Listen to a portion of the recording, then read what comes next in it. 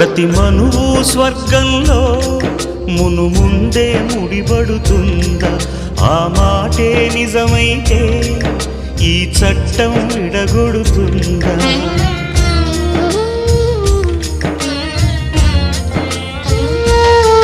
నీ రాతకు ఎంత సత్యం ఉందో చూదువు బ్రహ్మయ్యా, నీ సాక్ష్యం ఎంత విలువైందో ఓ అగ్ని చూడయ్యా. నువ్వు రామా అరుంధతి, ఇదే నీ దర్శన ఫలమైతే ఎటైనా దాగిపోవమ్మా. నిజంగా పెళ్ళికి బలముంటే సూటిగా ఇటు దిగి రావమ్మా.